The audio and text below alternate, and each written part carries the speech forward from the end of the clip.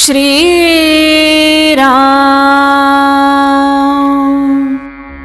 जिथे संत तिथे आनंद आणि समाधान असणारच.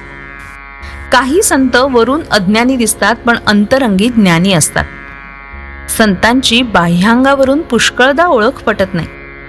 संतांचं होऊन राहिल्याने किंवा त्यांनी सांगितलेल्या साधनात राहिल्याने त्यांना नीट ओळखता येईल. मनातले विषय काढून टाकले म्हणजे संतांची प्रचिती येईल.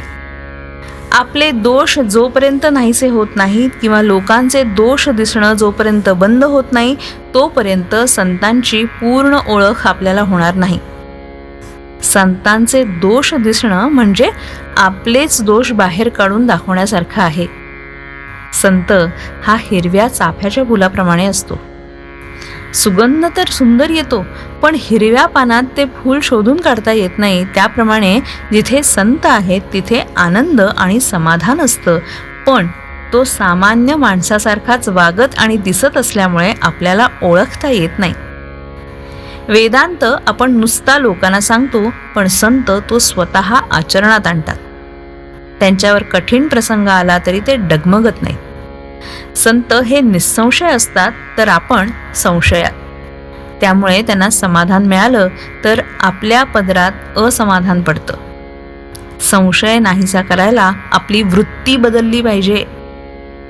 संतांना जे आवडतं ते आपल्याला आवडणं म्हणजे त्यांचा समागम करणं होय.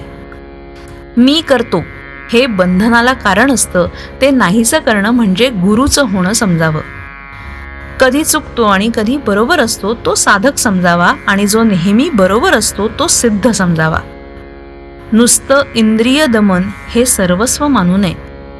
ते ज्याच्या करता आहे त्याचं अनुसंधान पाहिजे.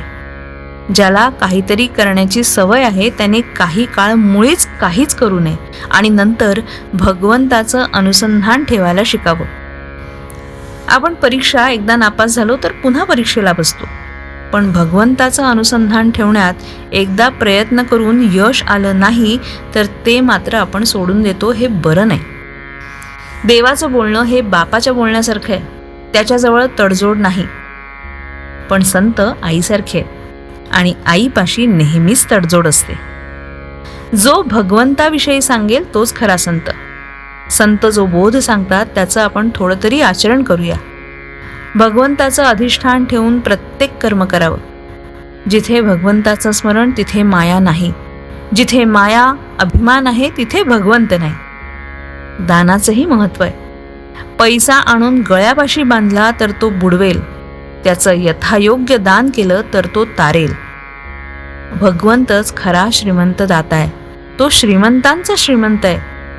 त्याचंच होऊन आपण राहिलो तर तो आपल्याला दीनवाण कसा बरं ठेवील. श्रीराम.